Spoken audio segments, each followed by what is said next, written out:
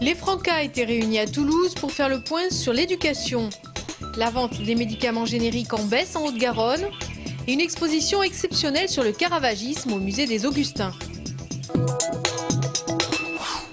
Depuis près de 70 ans, les Francas sont des acteurs référents dans le domaine du temps de loisirs éducatifs et de l'éducation des enfants.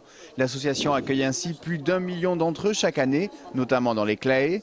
Pendant 4 jours, c'est à Toulouse que s'est tenu son forum quadriannuel. Objectif, réunir plus de 2500 intervenants pour aborder les problématiques contemporaines du monde éducatif. Bien sûr, la question des nouveaux médias et de la maîtrise de ces nouveaux médias pour être des citoyens actifs. Il y a bien sûr la question d'un renforcement, je dirais, de la démocratie et donc d'une éducation à la participation, à la citoyenneté plus importante. Il y a la question de la maîtrise de l'avenir de la planète, donc toutes les problématiques aujourd'hui liées à l'environnement et au développement durable. Et pour dégager des perspectives, 250 micro-débats autour d'initiatives éducatives locales ont eu lieu. Une trentaine d'ateliers pratiques proposaient aussi des expériences d'enseignement innovantes ou originales. L'objectif des Francas est avant tout de former de bons citoyens par le biais de ce qu'ils appellent l'éducation populaire. Un leitmotiv qu'ils souhaitent bien faire valoir à l'heure où la refonte du système éducatif se veut l'un des axes forts du nouveau gouvernement. Depuis 4 semaines, les occupants du lieu autogéré Slowly à Bonnefoy demandent un rendez-vous à la mairie de Toulouse pour savoir ce que la municipalité veut faire de ce squat d'activité. Ils sont venus ce matin à la mairie afin de rencontrer un élu. Le lieu appartient pour l'instant à la société privée Les Chalets. Ils doivent vendre à la mairie en fait parce que le bâtiment se situe sur une zone qui va être restructurée avec la construction de la LGV, la ligne grande vitesse. L'argument c'est que de la société des chalets qu'il faut que nous on parte pour pouvoir vendre. Mais d'un autre côté on sait qu'il y avait déjà des achats qui se sont faits avec des personnes qui occupaient lieu. Quel avenir pour le 2 rue du Faubourg Bonnefoy? Y aura-t-il une destruction? Y aura-t-il une construction de logements sociaux ou encore une continuité d'activité pour Slowly? Un rendez-vous est pris soit demain, soit jeudi avec Joël Carreras, un élu municipal. À suivre. Le Couac est en voie de disparition. Ce collectif associatif qui se veut à la fois culturel, politique et citoyen est en effet en manque de soutien de la part des pouvoirs publics locaux. Malgré leur présence depuis 2001 sur la scène toulousaine, le collectif Urgence d'acteurs culturels ne comprend pas cette décision qui s'oppose à l'idée d'une ville de Toulouse participative et citoyenne. L'enjeu, il est évidemment sur une question économique, mais pas seulement. C'est aussi une volonté de dialogue, c'est aussi une volonté de s'associer avec les forces vives de la cité pour mener des politiques culturelles ambitieuses. Un seul mot d'ordre pour le Couac, le dialogue. Le collectif attend maintenant un geste de la municipalité. On a sollicité un comité de suivi et pour pouvoir au moins mettre tout le monde autour de la table et puis discuter de voir oui ou non, est-ce qu'un outil collectif comme le Couac dans le milieu culturel a droit de citer, droit d'exister. Et là, nous, on pense que l'argent public, ça sert aussi en démocratie à nourrir des espaces de critique sur les politiques publiques. Faute de subventions, le Couac est néanmoins décidé à survivre. Il a notamment lancé un appel en ligne sur son site internet où déjà plus de 600 personnes ont apposé leur signature. C'est un verdict très ferme qu'a rendu la cour d'assises de Toulouse dans l'affaire du meurtre de Pascal Orvin. La perpétuité assortie de 20 ans de sûreté a été prononcée à l'encontre de Jérémy Bagassien, accusé d'avoir porté les coups de couteau en cette fin juillet 2009. Ses 3 complices, Jérémy Desbarra, Cédric Zachelin et Samuel Raphaël, écopent de 20 ans. Un verdict accueilli favorablement par la famille de la victime. Cette semaine a été très difficile et le verdict nous convient, nous sommes satisfaits du verdict. Voilà, je pense qu'il va y avoir appel, mais pour l'instant nous sommes satisfaits. De la lourdeur des peines pour les 3 De la lourdeur des peines pour les 3 autres et ainsi que la perpétuité pour l'accusé principal.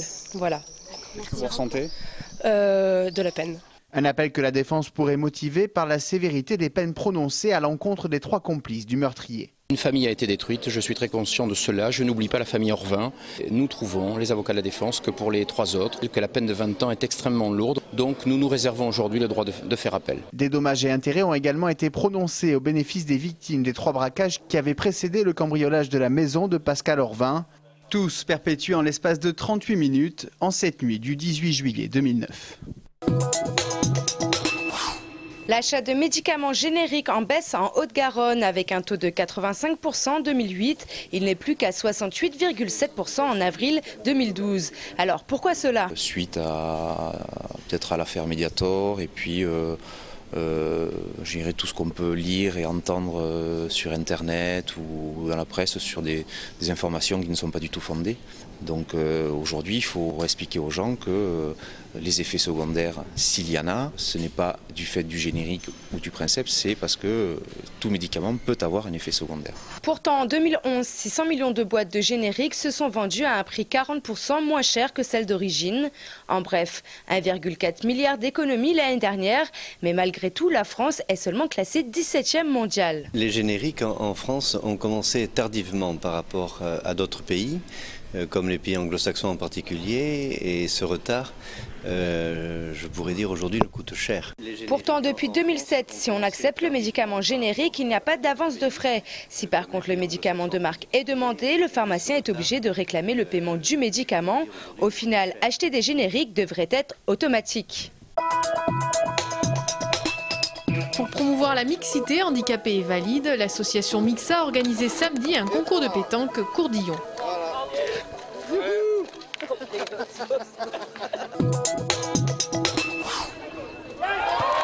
Un petit dunk pour Batum, un grand pas pour le basket haut-garonnais. Nicolas Batum, star de la NBA, joueur de l'équipe de France, a inauguré vendredi dernier le premier terrain 3 contre 3 en France.